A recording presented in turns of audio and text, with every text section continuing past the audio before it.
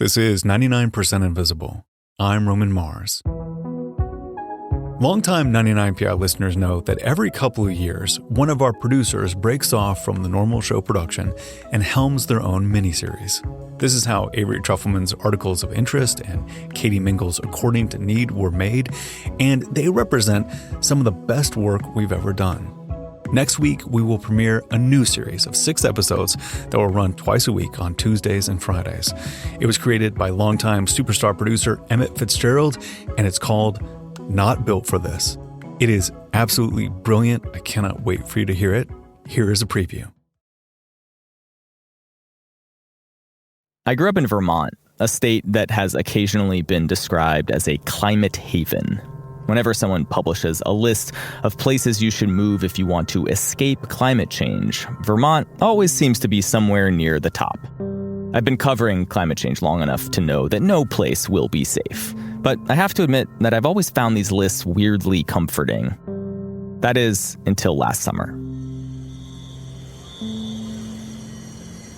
About a year ago, it rained so hard in central Vermont that my little green valley filled up like a bathtub, flooding downtown Montpelier. This eerie orchestra that you're hearing is the sound of every security system on Main Street going off all at once. It felt almost too on the nose, like the universe was ringing some kind of planetary alarm bell, saying, "Snap out of it. Your quaint little home isn't as safe as you think." But if my little town isn't safe, is anyone's? I'm Emmett FitzGerald, and I'm the host of Not Built for This, a new miniseries from 99% Invisible. And it's about climate change, but it's really about how the complex systems that govern our lives were not designed to handle the tectonic changes that are coming. We're going to look at infrastructure and insurance, housing and land use policy, migration and public health. We'll meet people leaving the places they love. When that fire hit, all of a sudden it came clear to me, oh my God, we are in it. This is it. This is climate change. This is what's going to happen. It just kind of came roaring up to my back door. Arriving in places that aren't ready to receive them. And I roughly did the math, somewhere between 45,000 people have been displaced. I burst into tears. And trying to plan for a turbulent future that they can only vaguely make out. All of us were kind of like, my goodness, well, this would be not ideal. This is a series about how we prepare for the extremely bumpy ride ahead of us. Because right now, we're all living in a world that was just not built for this. How you gonna keep telling me it's a freaking 100-year flood? Well, god dang it. 100 years coming every 6 months. Straight up. It's called You Guys' Infrastructure is Horrible. Coming August 20th from 99% Invisible.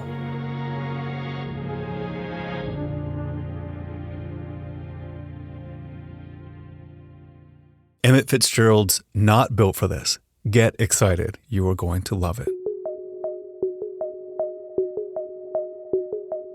In addition to Emmett's series, which has been in the works for a couple of years, another side project of mine has restarted and is now in regular production. It's called What Roman Mars Can Learn About Con Law.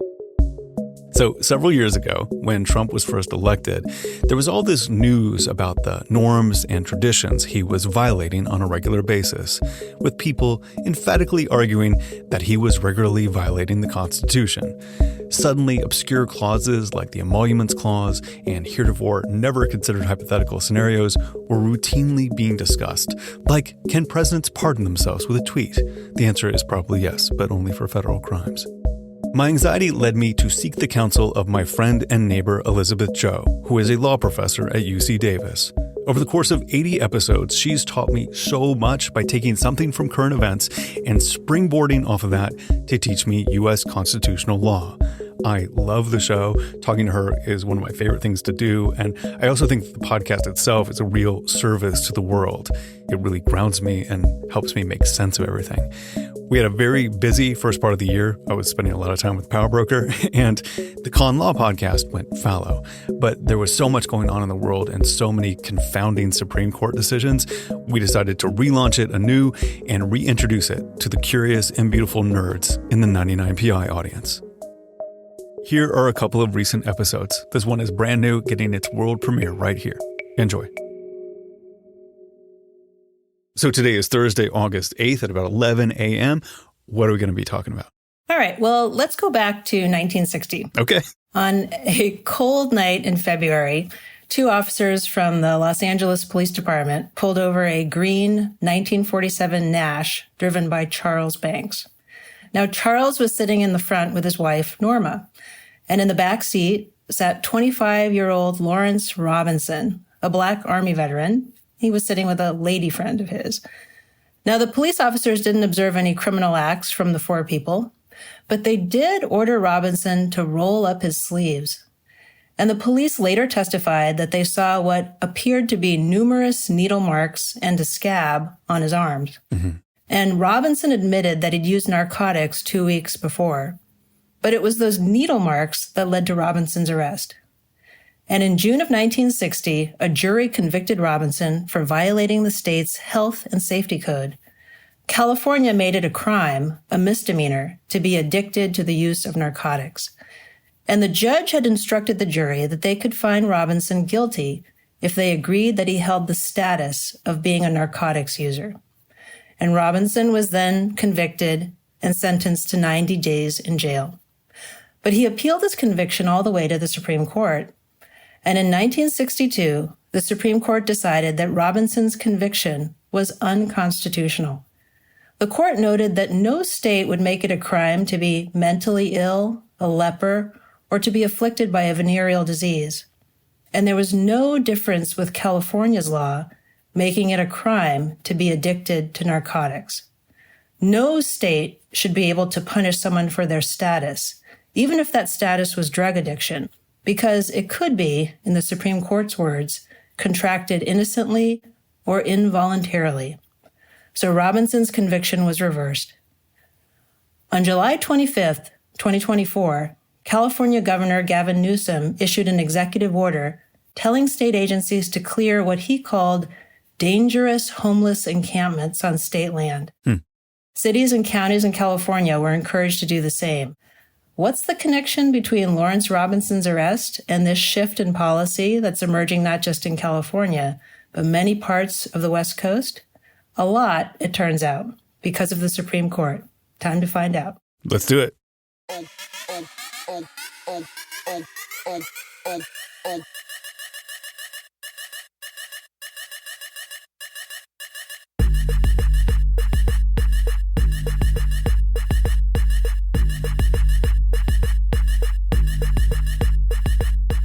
This is what Roman Mars can learn about con law, an ongoing series of indeterminate length and sporadic release where we look at the vague notion of what is cruel and what is unusual and use it to examine our Constitution like we never have before.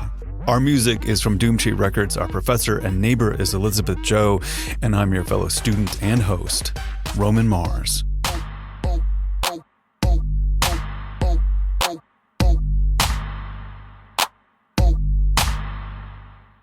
So, Roman, the last Supreme Court term we just saw had many really important cases, not all of them focused on Trump.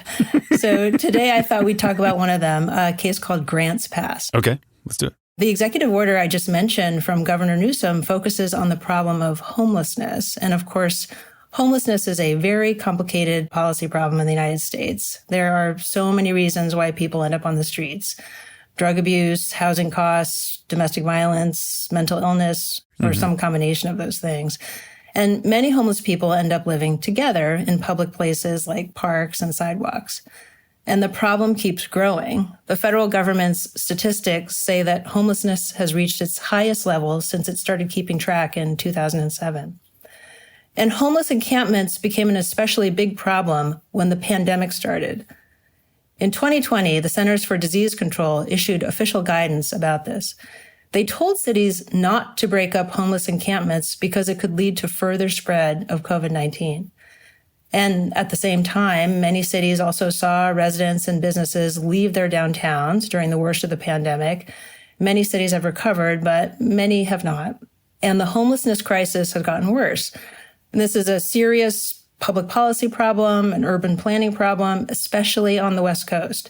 Again, according to the federal government, more than 40% of the country's homeless population lives in the Western United States. And according to one estimate, there are 70,000 homeless people in the city of Los Angeles alone. So that's the policy issue. How do you encourage urban revival after the pandemic when people's habits have changed and when there are large homeless encampments? And how do you help these thousands of people with complicated problems? So one method is to clear out these encampments. And most cities have laws that ban sleeping on the sidewalks or camping in public places. And so what is officially camping in a public place? So a law might say that you can't camp on public property, and then camping might be defined as something like setting up a campsite, which is any place where bedding, sleeping bags, or other material used for bedding purposes, or any stove or fire is placed for the purpose of maintaining a temporary place to live. So a city could use this kind of law, which might impose fines or even jail time, as an incentive to persuade people living in these encampments to leave, to accept social services, or to accept offers of shelter. So the idea is leave or else. And many cities have adopted a kind of multi-step process to clear these encampments. They might say, look, in 48 hours, we're going to clear the encampments. We're going to have city workers offer social services and shelter, and we're going to help you bag up your things so they're not lost or stolen. But in other cities, clearing an encampment just means heading directly to enforcing these anti-camping laws and arresting people. Yeah. So Roman sounds like an easy solution to an easy problem. I mean, right? yeah, it's terrible. It's not an easy problem. There are no easy solutions except for, giving people houses, which is, it's a simple solution, but it's complicated in how you enact it, Yeah. And so all of the cities, especially on the West Coast, have struggled with what to do. One of those cities is Grants Pass. And Grants Pass is a small town in southwestern Oregon with a population of about 38,000. And Grants Pass has an anti-camping law, like the one I've just mentioned. And the city decided to enforce this law against its homeless population. There are about 600 homeless people there. So it's large for the amount of people who live in the city. The first violation results in a fine, and then later citations can eventually lead to people being arrested and eventually jail time. Now, Grants Pass had been relying on these laws pretty aggressively for at least 5 years when a group of homeless people filed a lawsuit in federal court against the city in 2018. So what was the basis of their lawsuit? Well, the plaintiffs in Grants Pass had a very good chance of winning their case when they filed it. And that was because the Ninth Circuit, that's the federal appeals court covering the West Coast, had decided a very similar case just 6 weeks before. Yeah, that's the Idaho one, right? Yeah, that's right. That earlier case was called Martin versus City of Boise. And the Martin case also involved a lawsuit brought by a group of homeless people in Boise that challenged that city's enforcement of its anti-camping laws.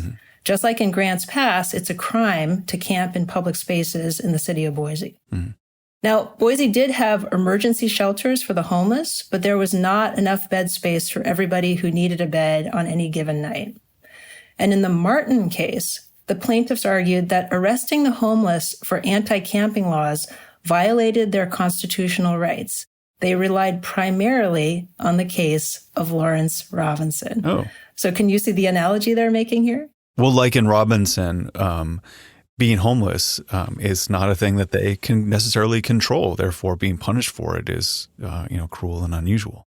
That's exactly right. I mean, remember in Robinson, the Supreme Court said, look, this is about the state trying to punish somebody for their status, who they are, and you can't do that. And in Robinson's case, the Supreme Court specifically said in 1962 that if you criminalize the status of being an addict, that violates the Eighth Amendment. So, Roman, why don't you read the amendment? Oh, yes. I love this part. Excessive bail shall not be required, nor excessive fines imposed, nor cruel and unusual punishments inflicted. Now, in Lawrence Robinson's case, the Supreme Court said that enforcing this addiction law violated his Eighth Amendment right to be free from cruel and unusual punishment. Now, this ban on cruel and unusual punishments is a pretty colorful but not very clear phrase, right? So what exactly does that mean? Well, it's not, you don't really have a ready answer for every situation. The death penalty, for instance, is a form of punishment that in general is not considered unconstitutional. But there's so many other kinds of things that are punishments. Justice Gorsuch has said that 18th century methods like disemboweling, quartering, public dissection, and burning alive would surely be considered cruel and unusual under the Constitution. That's not too helpful either, because Robinson's conviction is not similar to any of these things. And in fact, the court in Robinson's case didn't object to the method of his punishment. Remember, he just got a 90-day jail sentence. Instead, the court said criminalizing his status violated the Eighth Amendment. So really, they're saying that the very idea of making this a crime is what is unconstitutional. Right. So Robinson versus California is an unusual case because of the way in which it's decided. And the Supreme Court hasn't shown much interest in developing this idea further after Robinson's case. But it remains a Supreme Court decision, and it is Robinson versus California that the Federal Appeals Court relied on in the Martin case to decide that the city of Boise could not constitutionally enforce its camping law in a specific situation when there are more homeless people than beds available in shelters. Right. So that gives Boise two options. Either you stop enforcing your anti-camping law under these conditions, or increase the number of shelter beds so every homeless person could get off of the streets. Those are hard options for any city. And the idea here is that if you are punishing someone for sleeping outside, but there's no other place for them to go, then that is cruel. Like, what are they leaning on in this, I think you've gotten to the core of it, that if you have nowhere to go because there's no available shelter beds, how can the state punish you? Because you're there involuntarily. You're sleeping on the street through no choice of your own. I'm just trying to find what word in this amendment they're latching on to, that it's particularly cruel, that it's unusual, that it's excessive. You know what I mean? I don't know. Well, they're not. That's kind of the problem. They're relying on the 1962 case, that's Robinson versus California, where the Supreme Court in that case said, well, it's cruel and unusual to punish someone for their status. And so the Ninth Circuit says, well, this is also punishing someone for their status of being involuntarily homeless. So it's building on an argument. So they're really focusing on the idea of status established in that other case, not necessarily on what's being spoken in the amendment itself. Exactly.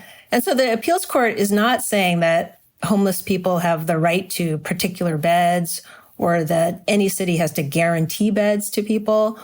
Really what they're saying is that if the city is going to arrest folks for these anti-camping laws or sleeping on the sidewalk, they have to have this realistic choice of having a shelter bed available, right? You don't have the choice of a particular bed or a particular shelter, but you have to have some access to a shelter.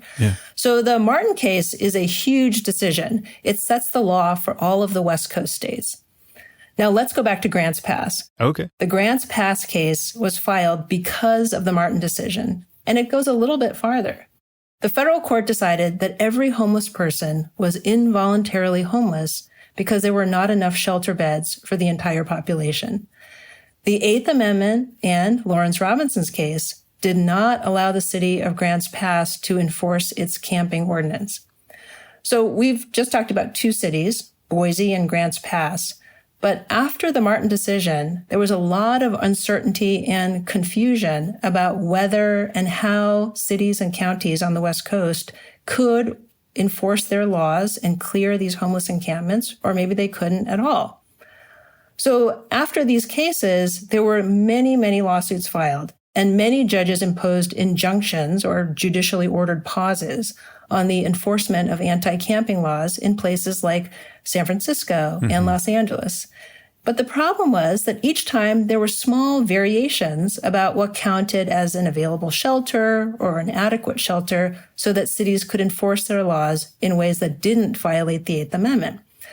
So, for instance, in 2020, a federal judge said that adequate shelters meant that shelters needed certain features, like nursing staff who could provide COVID tests and on-site security.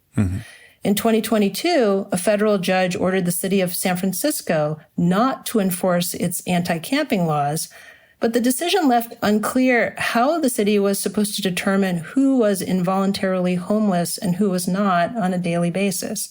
And you can imagine that's hard to do, right? Yeah. Not everyone cooperates. It's not clear who really has access to a shelter, who doesn't. Yeah. And I don't even know if I know how to define who a voluntarily homeless person is. I mean, That's right. It's really hard to do. yeah. So these decisions raise a very simple question, right? Do these people have the right to be here? But the answers from all of these different courts were complex, sometimes somewhat inconsistent, and very hard for cities and counties to comply with. So it was no surprise that the Supreme Court decided to review the case of Grants Pass. And the Supreme Court issued its decision in Grants Pass versus Johnson on June 28th, right at the end of its term. Mm-hmm.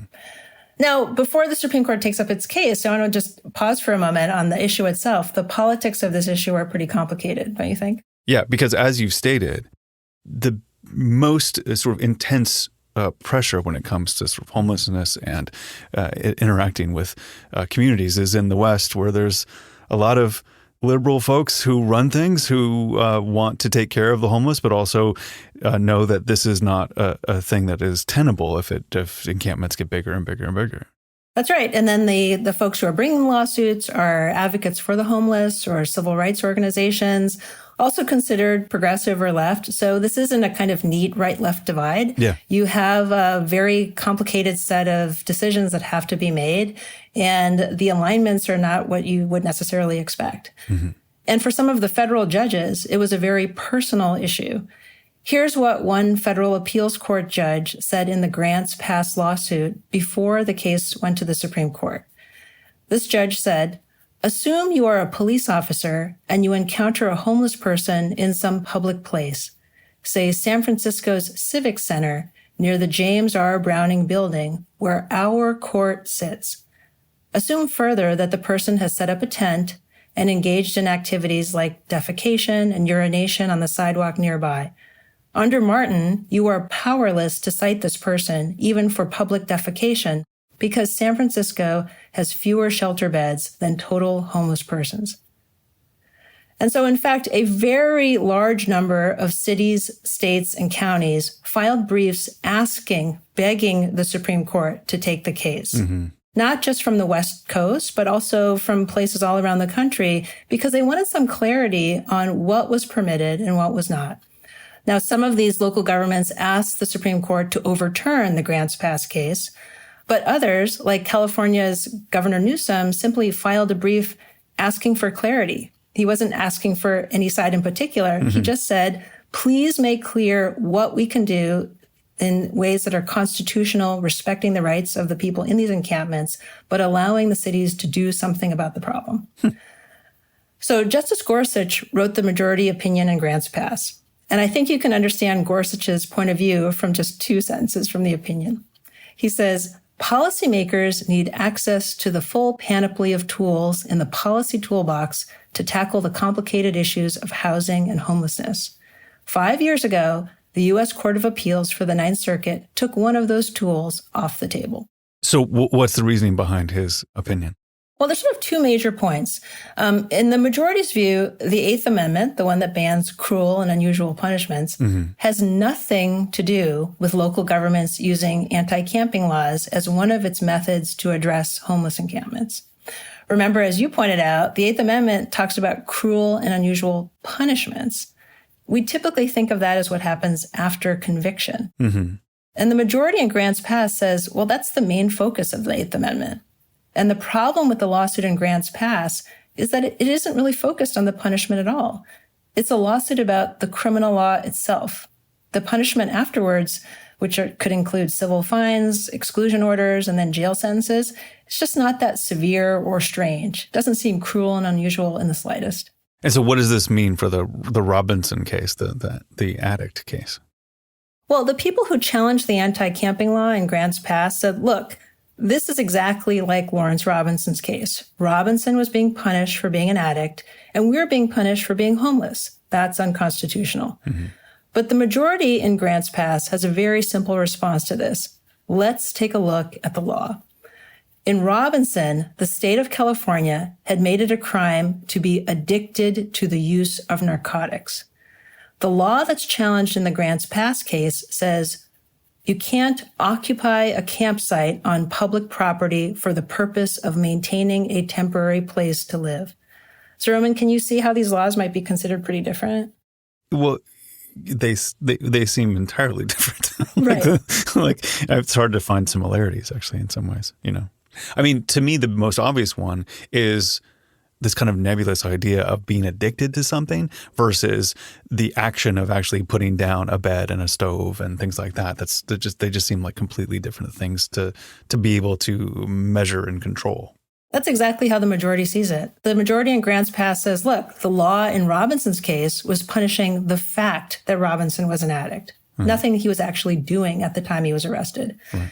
But the law in Grants Pass, which is similar to almost every anti-camping law around the country, doesn't focus on the status or the fact of being homeless. They simply state that there are acts that you can't engage in. And that makes all the difference, says the Supreme Court in Grants Pass. And that's why these laws are constitutional. Now, the Supreme Court doesn't overrule Robinson's case. It just says Robinson has nothing to do with these anti-camping laws at all. Interesting. And in fact, the Supreme Court says the Grants Pass case is much closer to another case it decided shortly after Robinson. It's a case called Powell versus Texas. Leroy Powell had been convicted in Texas of the crime of getting drunk or being found in a state of intoxication in any public place. Powell argued to the Supreme Court that he was just like Lawrence Robinson. He was an addict. He was an alcoholic. So Texas was punishing him for his status, and that violated his Eighth Amendment rights. But in 1968, just 6 years after Robinson's case, the Supreme Court decided that even if Powell could not help what he was doing because he was an alcoholic, Texas was not punishing him for being an alcoholic. Texas was punishing the very specific act of being drunk in public. So a very different case from Robinson's, and so Texas could constitutionally punish Leroy Powell. And so in Gorsuch's view, anti-camping laws are just like that Texas law. Here's what the majority in the Grants Pass case said. The public camping laws prohibit actions undertaken by any person regardless of status. It makes no difference whether the charged defendant is currently a person experiencing homelessness, a backpacker on vacation, or a student who abandons his dorm room to camp out in protest on the lawn of a municipal building. So it's sort of like everybody has a right to sleep under the bridges kind of idea. Or everyone doesn't. Or everyone doesn't, right? So the dissenters, of course, did not see any distinction. Justice Sotomayor wrote a dissent that was joined by Justices Kagan and Jackson. And Sotomayor says, look, for some people, sleeping outside is really the only choice they have. And the fact that the anti-camping laws literally punish acts rather than status is not really the point. Sotomayor points out that if we look beyond the literal words, if we see why these laws were passed, who's enforcing them, and what they say when they're enforcing them, we can see they're specifically designed to punish homeless people who happen to be sleeping in the parks or on the sidewalks. Yeah. These laws are designed to only target the people who don't have a choice to live anywhere else. Nobody else, not the backpacker, not the person who just happens to have a pillow in the park. These are not people who are arrested. Yeah. And so for Sotomayor, the Grants Pass law, like all of these other anti-camping laws, are really laws that truly target the status of homelessness. And that's what makes them unconstitutional in the dissenter's mind. I'm convinced of that. I mean, because we both, like everyone knows that it isn't the backpacker or the young kid, like that is getting moved off of a public spot, especially if they're a white young kid. It really is just for homeless people. I think that's right. I think the problem is that because of the way that the court has decided this area of the law, that there's only this one sort of outlier case, Lawrence Robinson's case, and they've never really revisited it. It means that they never really liked that case ever since. They don't really want to overrule that case. But, if we're really going to have a Supreme Court that says, well, if there's a law that punishes acts, what we really need to do is look at how it's enforced to see whether it's punishing status, that would really open up a lot of challenges to every kind of criminal law. Yeah, sure. Yeah. That's not a place where the court wants to go. No. So after the grants pass decision, like what happens now then? Well, what it really means is that state and local governments now are free to enforce their anti-camping laws, anti-sleeping on the sidewalk laws, if they want to use these as tools to clear homeless encampments. They don't have to enforce these laws. They can really do whatever they want. They can continue to offer shelter and services. They can do nothing if those offers are refused. But after the grants pass case, the decision is left entirely up to cities, counties, and states. They can use persuasion or they can use arrests. And so that's what we're starting to see already. So in San Francisco, Mayor London Breed has already announced that the city will take more aggressive steps after the grants pass decision. She's told the city's police officers that they can cite homeless people for illegal camping if they refuse offers of shelter. That was something that they couldn't do before this case, right? She also announced that police will enforce laws that ban sitting or lying down on sidewalks. I assume that wouldn't be enforced evenly, probably only enforced against people who appear to be homeless. In no way would that be enforced evenly. Yeah. So that's the clear consequence of the Supreme Court stepping in. There's no longer any confusion. It's absolutely clear that each city, state, or county can do whatever it likes. There is a separate issue that comes up, I think, not having to do with cruel and unusual punishments.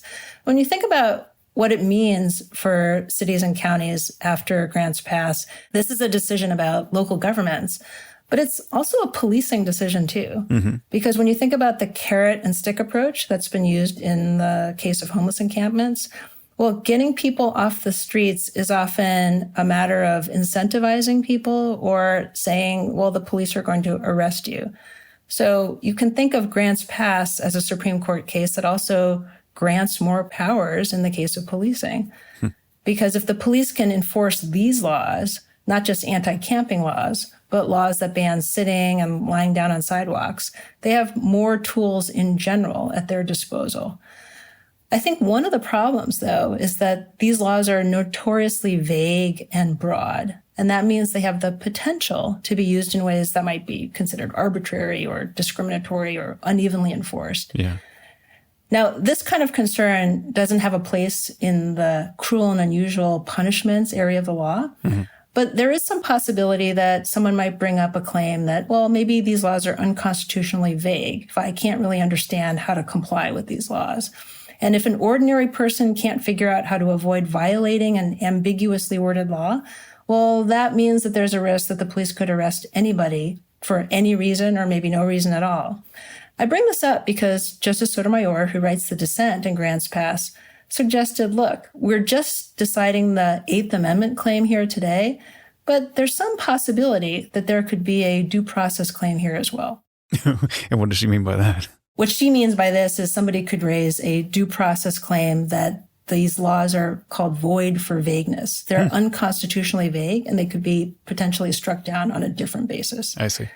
So it's just kind of like raising a little hint to future lawsuits potentially that might be raised. And how she might rule on those. Yeah.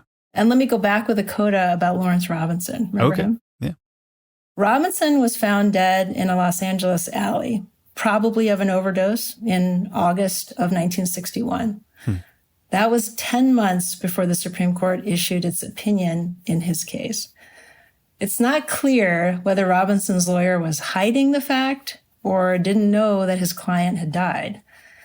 Now, then the Supreme Court issued its actual opinion in Robinson versus California in 1962.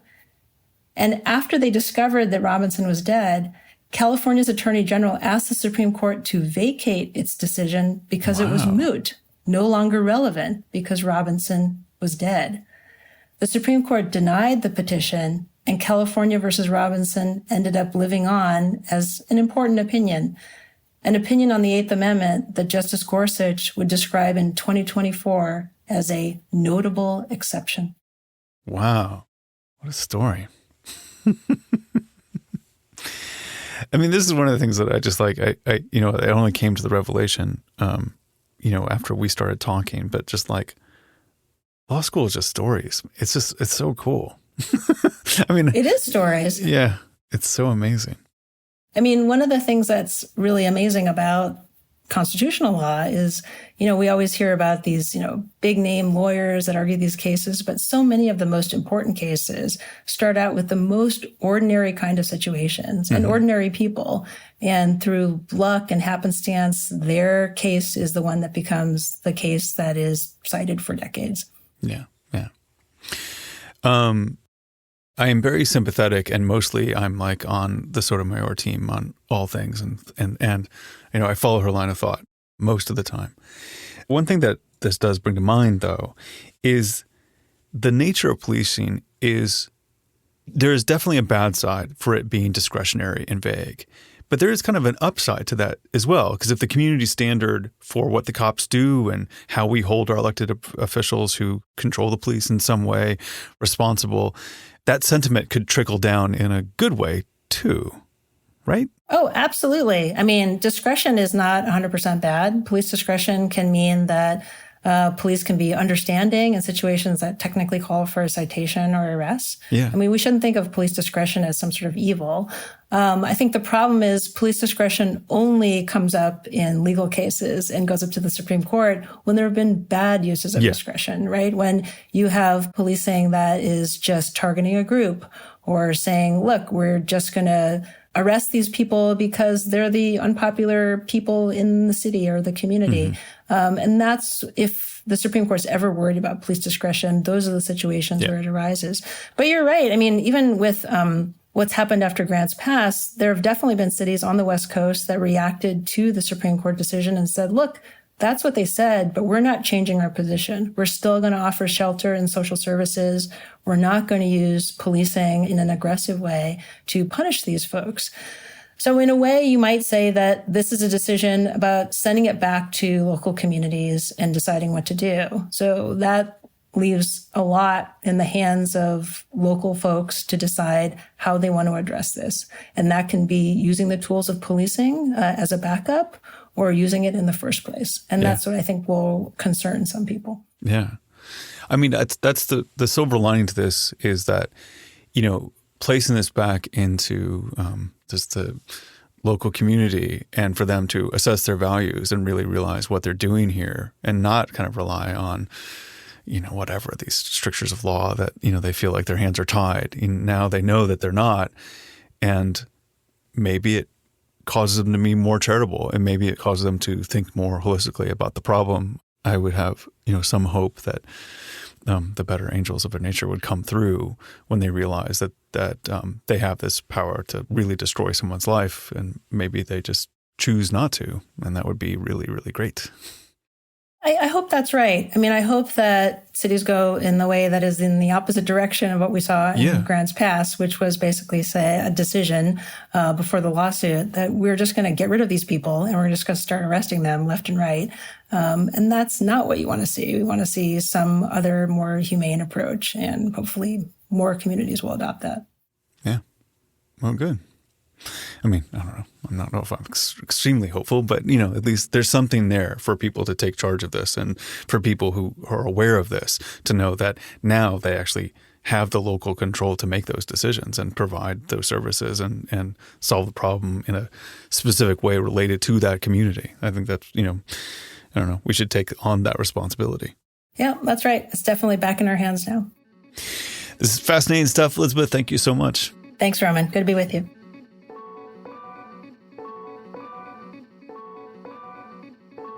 After this, another completely different episode of What Roman Mars Can Learn About Con Law that we released 2 weeks ago.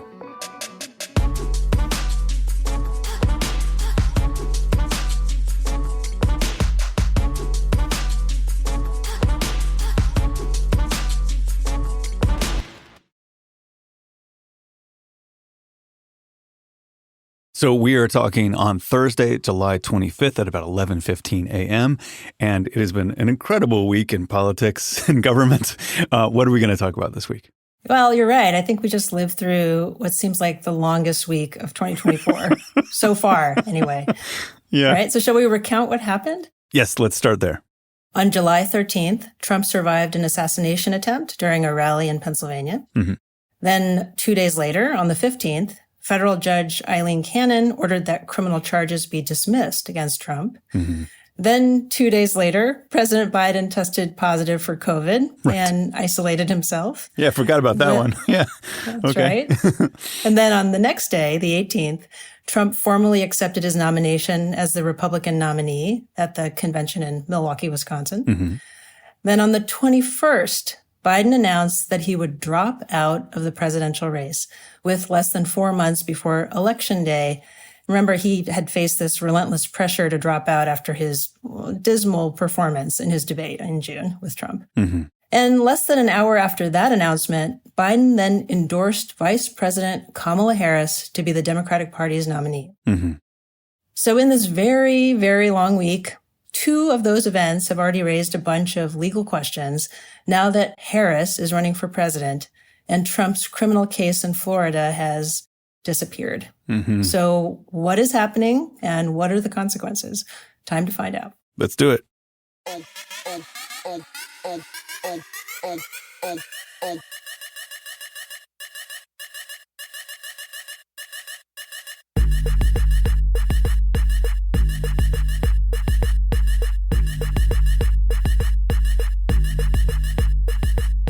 This is What Roman Mars Can Learn About Con Law, an ongoing series of indeterminate length and sporadic release where we look at the far-fetched arguments challenging Vice President Harris on the ballot for president and a Florida judge's decision to throw out the classified documents case against former President Donald Trump and use them to examine our Constitution like we never have before. Our music is from Doomtree Records. Our professor and neighbor is Elizabeth Joe, and I'm your fellow student and host, Roman Mars.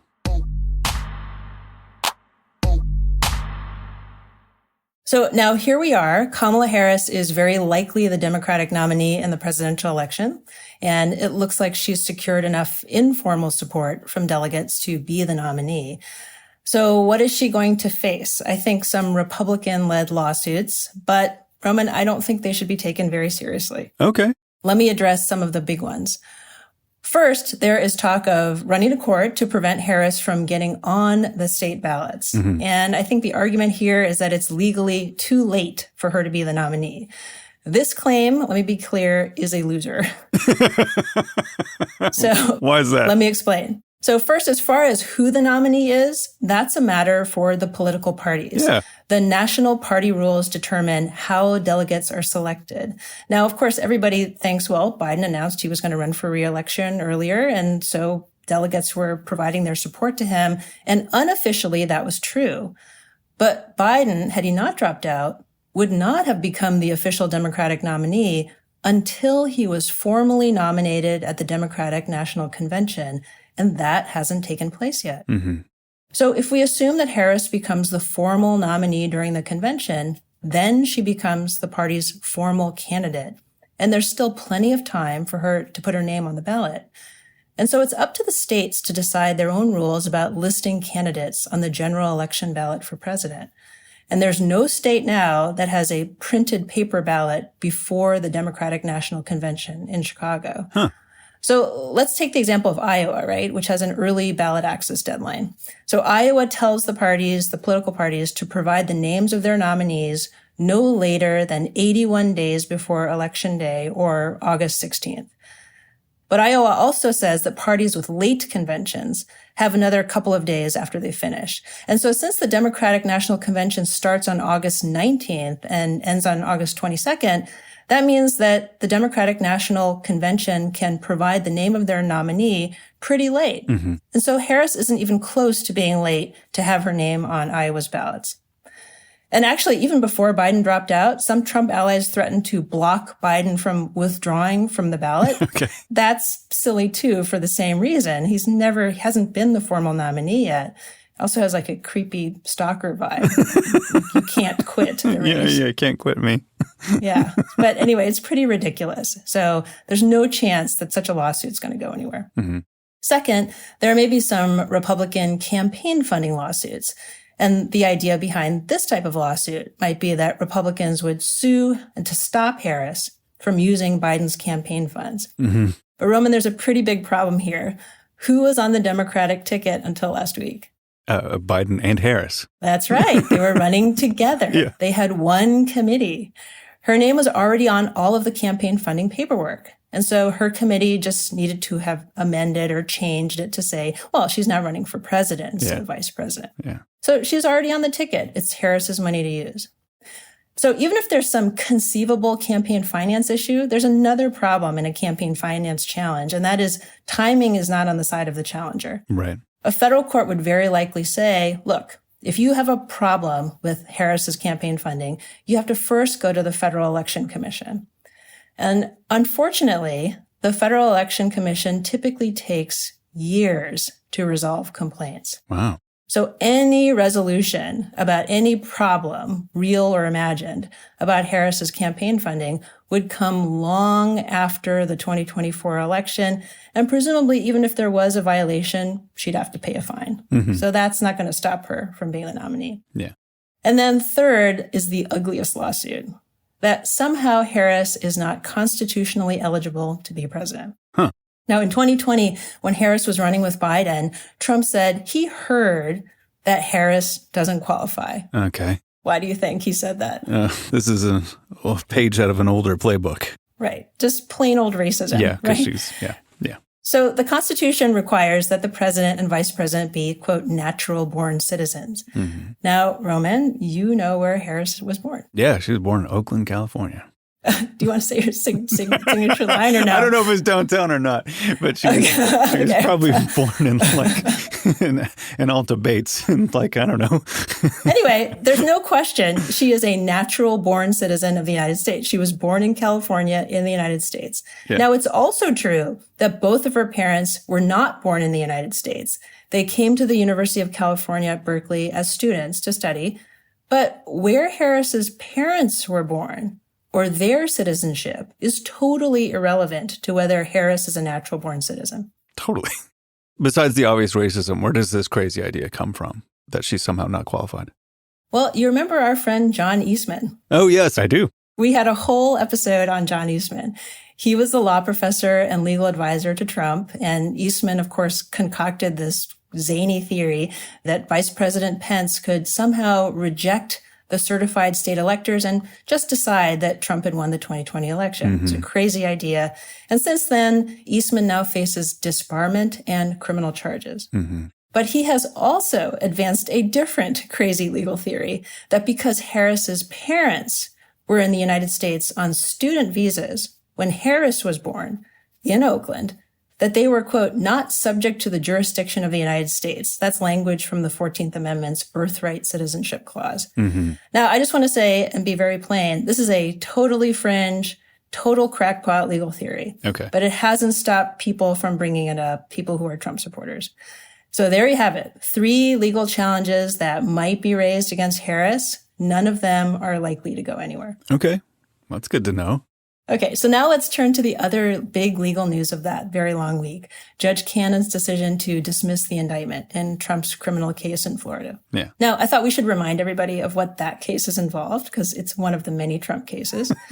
This is the criminal case involving classified government documents that Trump had taken to his Mar-a-Lago estate after he was no longer president.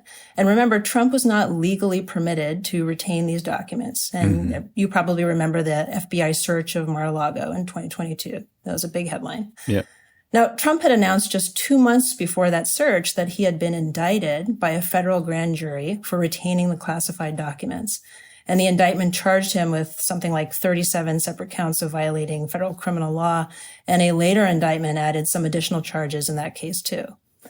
Now, the reason why this became a serious criminal case was because the government charges Trump not just with holding on to documents he shouldn't have, but willfully retaining these very sensitive documents. Mm-hmm. So this is not just a case of, whoops, I'm sorry, I didn't realize I had these documents, you can have them back. The reason why this is a criminal case is because allegedly he knew he shouldn't have had them. He claimed not to have any more after he turns them over. And then he hindered or obstructed the government's attempts to try and look for those documents. That's certainly something you're not supposed to do. Yeah. Now, after Trump announced in November of 2022 that he was going to run for president again, Attorney General Merrick Garland appointed Jack Smith as a special counsel. So what exactly does a special counsel do in this type of case? Okay, when the Justice Department appoints a special counsel, or sometimes it's called an independent counsel, that means that the Justice Department senses that there's at least a perceived need to hire a federal prosecutor who isn't within the usual hierarchy of the Justice Department, often because there's some politically sensitive or controversial case. So an independent or special counsel is not directly overseen by the Attorney General. I mean, there is some oversight, but the idea here is that a special counsel enjoys some independence about how to conduct an investigation. Yeah. And we've had special federal prosecutors appointed for decades.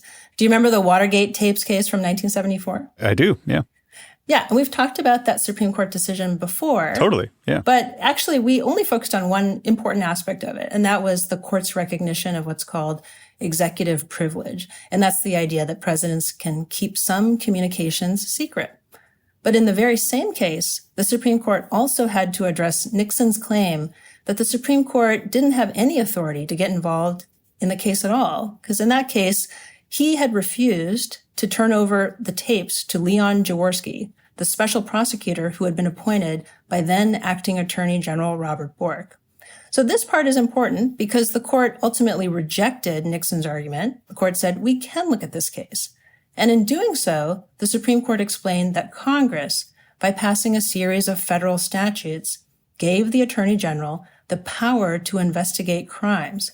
Not only that, Congress gave the Attorney General the power to appoint what it called subordinate officers to help do that. And the court interprets this as meaning that's why there can be a special prosecutor.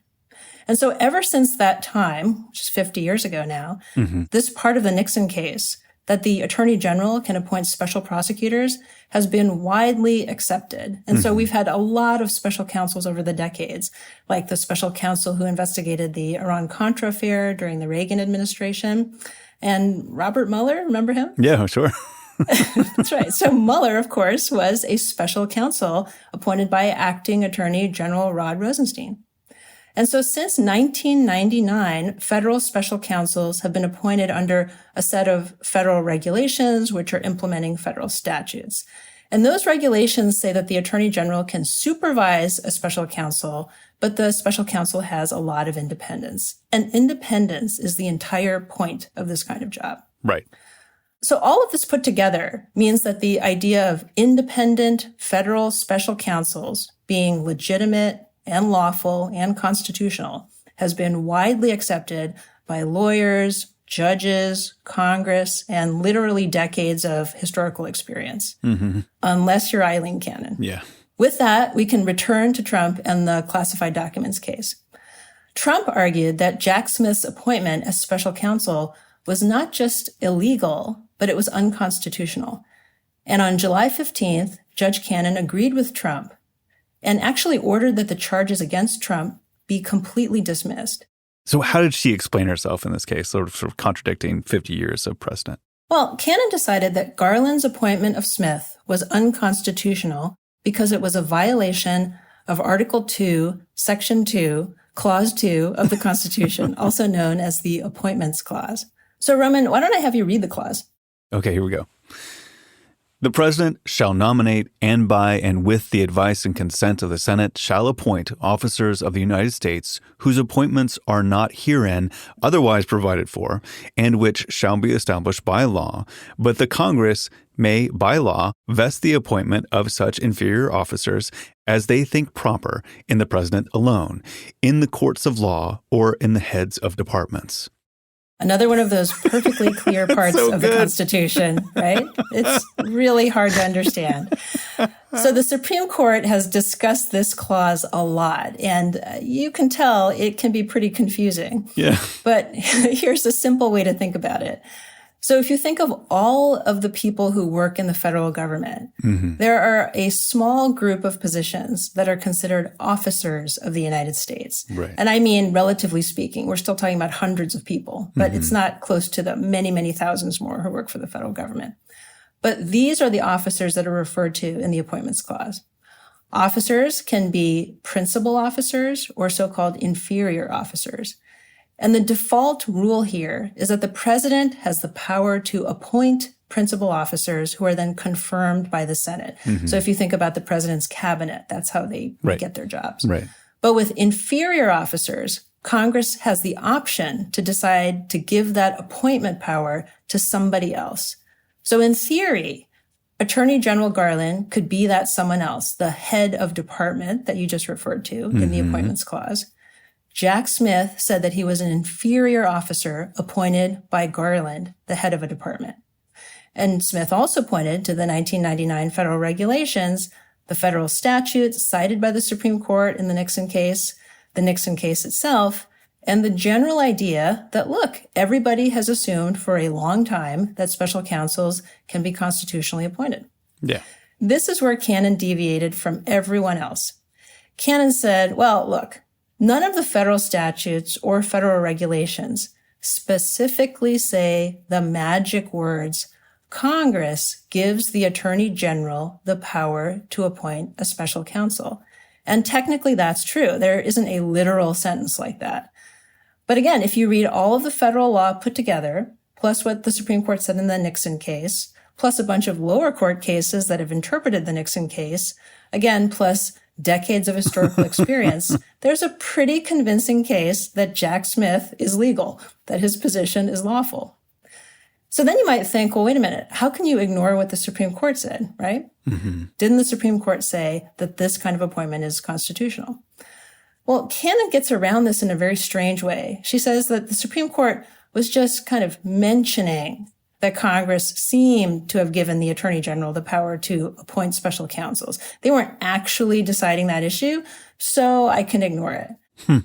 And so Cannon's reasoning runs like this. Congress could have given Attorney General Garland the power to appoint Jack Smith, and that would have been constitutional.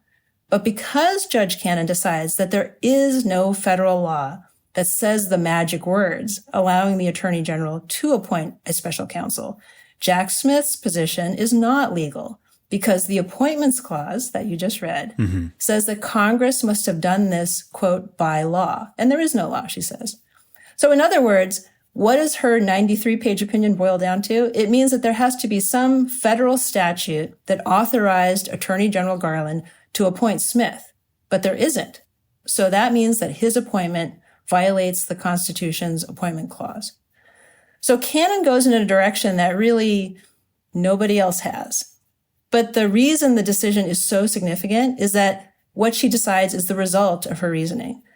Because Jack Smith was not lawfully appointed, she orders the government to drop the charges against Trump in the classified documents case. Period. After all of this time, after the FBI investigation, after the revelation of some pretty damning evidence, after the grand jury issues an indictment. That's the shocking part. Wow. She appears to be comfortable with saying no more prosecution. So where does she get this idea? Like, how could she say this when it's so contrary to actual, like, lived experience and Constitution and every other way people think about this type of thing? Well, number one, we know in the classified documents case that Judge Cannon has been particularly susceptible to giving Trump every benefit of the doubt. And not just in this issue, but in others. But there's actually an even more specific reason, and that comes from the immunity case that you and I talked about last time. Okay. Now, of course, in that case, the Supreme Court recognized this very, very generous immunity for a president of the United States. But Justice Clarence Thomas had a concurring opinion. Not only did he think that that was right about giving any president such broad immunity, he said, I have something else to say. And his something else was, by the way, I think special counsels are unconstitutional. Granted, nobody asked him, but this is what he wanted to say. Wow. Thomas says in his separate opinion that if the unprecedented prosecution of Trump, that's his words, was going to go forward, it must, as he put it, be conducted by someone duly authorized by the American people. And he didn't think Jack Smith was such a person.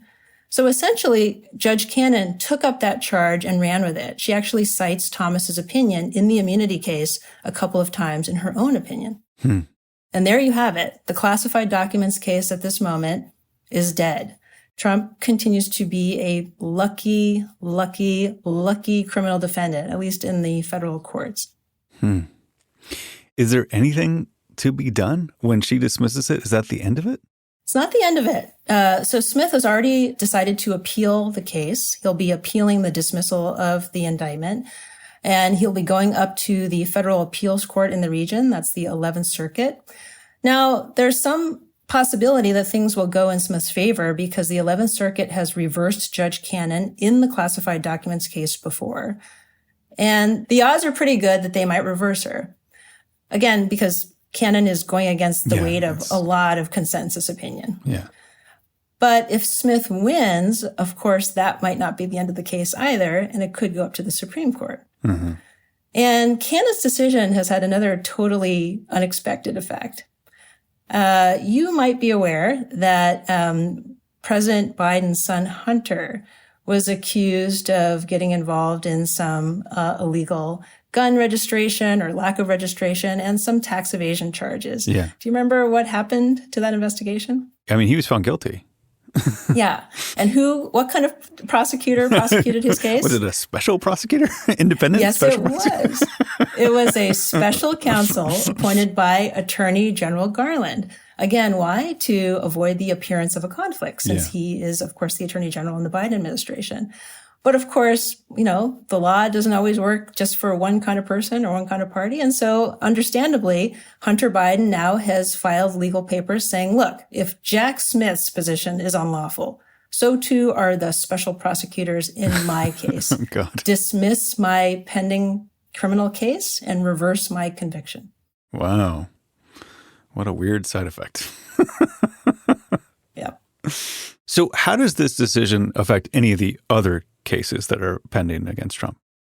That's a great question. So in the state cases, the one where Trump has had a conviction already in New York and the pending criminal case in Georgia, there's no application That's at all. irrelevant. Because, so we're talking about federal special prosecutors or independent counsel. Got it. So there won't be any effect.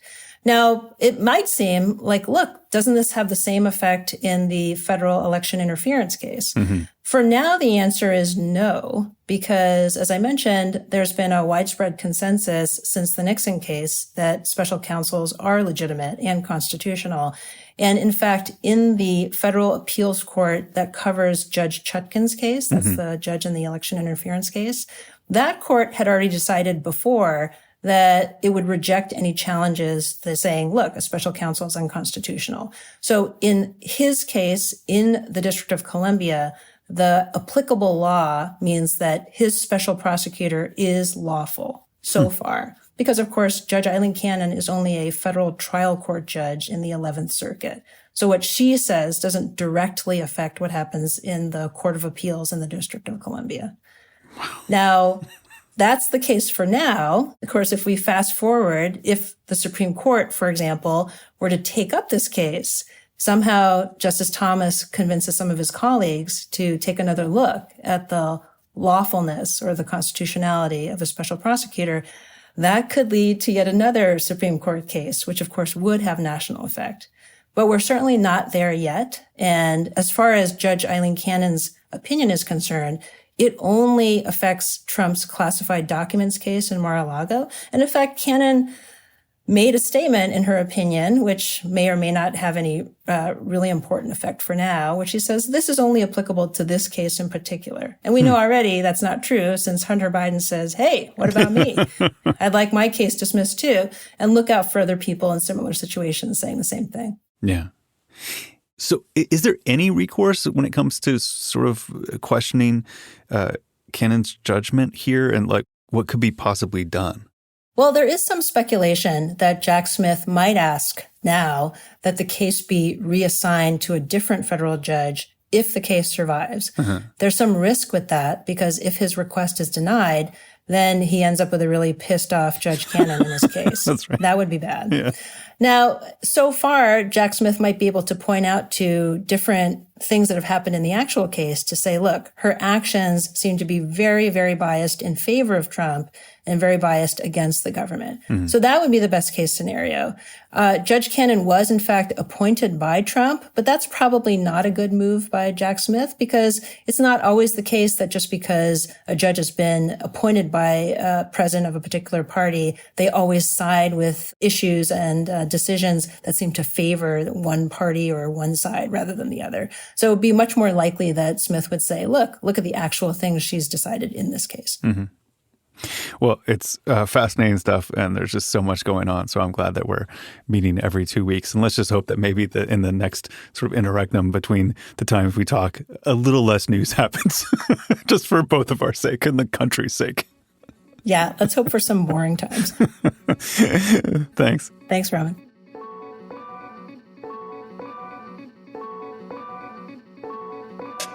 This show is produced by Elizabeth Joe, Isabel Angel, and me, Roman Mars. It's mixed by Azik Ben Ahmad Farid. Our executive producer is Kathy Tu. You can find us online at learnconlaw.com. All the music and what Roman Mars can learn about con law is provided by Doomtree Records, the Midwest hip hop collective. You can find out more about Doomtree Records, get merch, and learn about who's on tour at doomtree.net. We are part of the Stitcher and SiriusXM podcast family.